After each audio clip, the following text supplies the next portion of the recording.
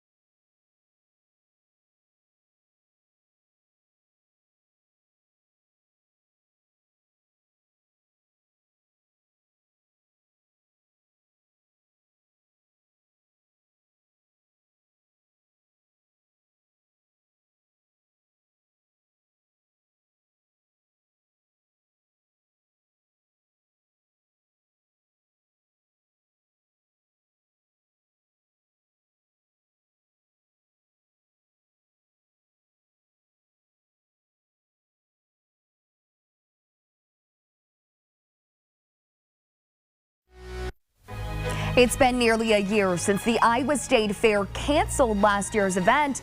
KCCI's Cynthia Fodor spoke to the fair's CEO, Gary Slater, about the decision. So it was last June around this time where you had to make that decision to cancel the fair. I mean, have you just been on pins and needles all year, wondering, waiting? What has it been like just not knowing what this year would bring? Well, Cynthia, it was June 10th, exactly. And it weighs in my mind as probably the worst or the hardest day that I've ever had as CEO and manager of the Iowa State Fair to go through the meeting that we declared the fair to be officially postponed from last year to this year. And tough meeting. It's been a hard 12 months. I told my staff it would be the longest 14 months from that point to the next fair, which is coming up in 2 months, that they would ever have. And I think that the winter did drag on very, very slow. I was always optimistic that science and technology and modern medical science would prevail, and that we would get what has happened, a vaccine rolled out, and that would help us get back into what we do consider to be normal. And we're not quite there yet, but hopefully by August we will be. with the goals of the vaccination rates nationwide, and the fact that we in Iowa are doing very, very well with that vaccination rate. I would encourage everyone coming to the Iowa State Fair to get your vaccination so that you are free and clear and no worries, and less because everyone that does that helps out all events at this, because we can't guarantee that everyone will be social distanced at the Iowa State Fair. There are just certain areas that aren't that, and we would like everyone to be able to come and take advantage of the whole fair. And so vaccinations would be the thing that would help all of us continue in the event management, no matter whether it's the Iowa State Fair or the Iowa Cubs or any other event that's happening in the city. Having that fact that you've been vaccinated will help us all. And of course, as you said, it's difficult to do social distancing at the fair, especially if you have big crowds. But I assume that you were planning for that up until recently, or how that could work or happen in terms of lines or whatever. Are you still thinking that some of that you might try to implement that, or do you envision it being back to normal? It's hard to know, I'm sure, at this point. Well, there are some just good practices of hygiene that will continue. We have our hand sanitizing stations, and we will probably have 3 times more of those scattered throughout the grounds than we've had 2 years ago before COVID. Our hand washing stations are the same way. We've added a lot of those, and of course our restrooms and have hand washing facilities. So we would encourage that. Just when you're standing in line for food or any other thing, it's just a good practice to give people a little bit of distance. I think it's just good. Good hygiene practices on our part are always good for us to practice. And so maybe that's a good thing that will stay with us as we go forward that came from COVID. The only good thing I can think of, to be honest with you, that could is that maybe it'll keep us healthy in other ways because we've started to do that. And I will say that if anybody feels like they continue to want to wear a mask, they're certainly welcome to and encouraged to if that's what will help their peace of mind and keep them safe as they come to the Iowa State Fair. So those types of things, I think, are things that we will continue to do. And of course, to answer your question fully, we had a full-blown COVID-19 protocol and procedures for a fair that would happen if we needed to implement that. And probably 100 different versions of that plan we've talked about as we got closer to this point. In nature, we would drop some of those restrictions, maybe limiting people inside of a building or talking about seating in different areas of the grounds and how we could limit those seats in terms of spacing people out. But those are still in the protocol, but ones that we will not have to adhere to for this year's fair. So it's just gone from 100% restriction, as restrictive as we could be, down to the fact that most of those protocol have gone aside, but those more general practices that we all should know and do, keeping our hands clean and maybe not getting as close to other people as maybe we did for the past umpteen years, might be good for all of us in the future. But we want to have an event that is fun and as much as people love the Iowa State Fair, we want it to look as well as they can remember it, because everybody can remember their favorite times at the Iowa State Fair. And Gary, have you had to cut back in any other ways, given the budget, in terms of looking forward to to future capital improvements or projects, anything like that? You know, the good part about the Iowa State Fair is that we have the Blue Ribbon Foundation, and giving has continued in that area. So we were able to continue those projects that the Blue Ribbon Foundation already had the money in hand for. And that included kind of a long list that some of them would have opened last year. And then some are slated to be a part of this year's fair. With a generous donation from the Denny Elwell family, we're able to do phase 1 of the outdoor entertainment area, the Elwell Family Park, if you will.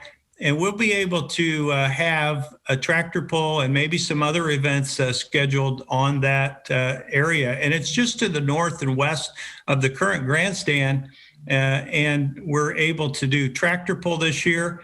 It will not be a completed facility, but it will have bleachers. It will have safety precautions from the motorized events that separate the crowd from the actual exhibitors and pullers of the tractors. But we'll be able to do that and do that in a fashion that is somewhat limited in nature because we're not able to complete the whole thing. But having a good fair this year, we hope to do phase 2 next year and probably finish it off the third year with phase 3. Next on Close Up, the jobs still needing to be filled in order to make this year's state fair possible. A new dawn, a new day.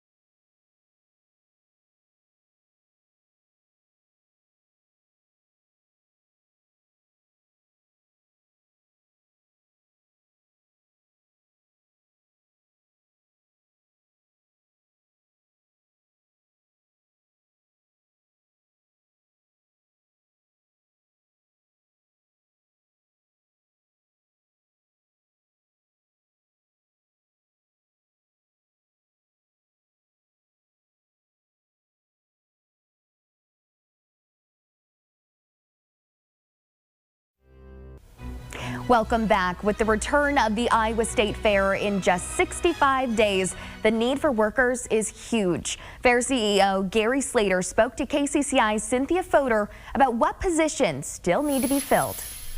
I also wanted to ask you about the job situation, because we're hearing businesses everywhere having trouble finding employees. What are you seeing out there? Do you have a lot of jobs open for the 10 days of the fair? We do have a lot of jobs open, and we're taking applications. You can go to our website right now and take a look at what jobs there are available. There are quite a few positions at admissions and parking that we're looking at. Bank tellers. We have a bank in the main administration building that we're looking for help from. Thrill parks, the giant slide. The other thing this year is we have a brand new Barksdale State Fair cookie building, and Mr. Barksdale and Mrs. Barksdale generously gave that business to the people in Iowa through the Iowa State Fair, and so we're able to open that in a brand new building. We'll need to staff that as well, and then of course all of the concessionaires and commercial exhibitors hire staff to help them with their stands and their commercial exhibit booths during the fair. So we hire somewhere around 1,300 to 1,400 people, and I would guess that all of our partners in food and commercial exhibits have that as well. So a lot of people employed here at the Iowa State Fair during the fair, and we'll be looking for work. And we hope that this labor market gives us the number of people that we want. But please look at our website and contact us if you're willing to come and give us a part of your time and effort to make the Iowa State Fair a great event this year. Are you concerned about finding enough people? Yes, I am somewhat concerned at this point. Not panicked, but we're trying to pull out all the stops and do everything that we can do, including putting the information on our website this early in the year, and then having a job fair, which will be July the 8th here on the fairgrounds. And yes, having those seniors and other people that maybe are retired and have the time apply, they're some of the best workers that we can get. We know that, and we'd love to have everybody apply. Okay, well, you're under a bit of a time crunch now. You've got 2 months to get everything ready. I think people, and I know you're hoping people are eager to just get back out there, and they missed it so much last year that they're going to enjoy it and appreciate it twice as much this year.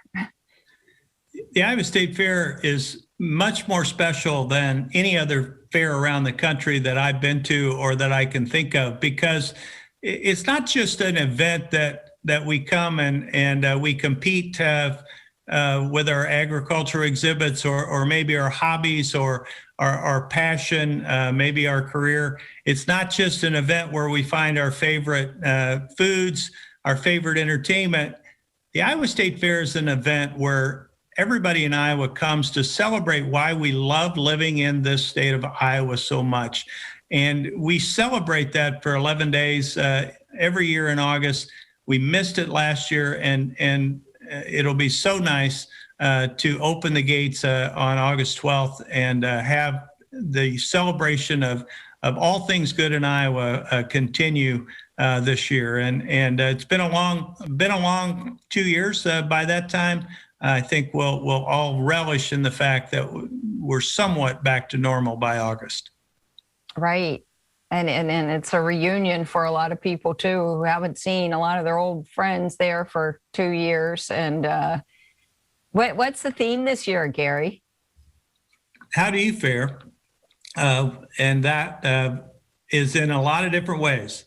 So how do you fare? Some people come to fair and love their entertainment. Some people love their food. We know 70% of the attendants at the Iowa State Fair tell us that the best reason they come is for the food, and on down from then, but certainly watching the animals and the competitions in our agricultural shows is high on the list. Going through the ag building, seeing the butter cow. I always say that if you don't take the time to go see the butter cow, I may not believe that you really came, because that is the one thing that everybody needs to go by and see, our butter cow. Well said. Still to come on KCCI 8 News Close Up, celebrating Iowans, the new events this year for the month-long Pride Fest.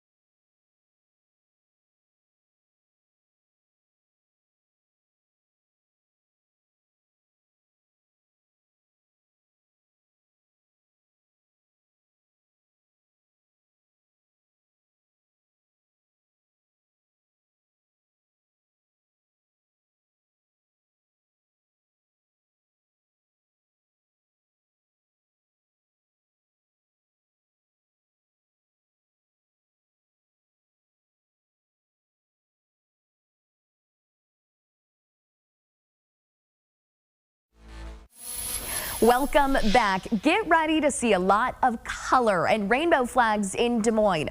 Pride Fest is back with a twist. Organizers say they'd love to be in person with 30,000 people along 6 blocks in the East Village, but they knew that couldn't happen this year. The VP of Capital City Pride says instead they came up with 30 Days of Pride. The month-long event will be structured by themes. Monday is all about mindfulness with yoga and meditation, live and in person.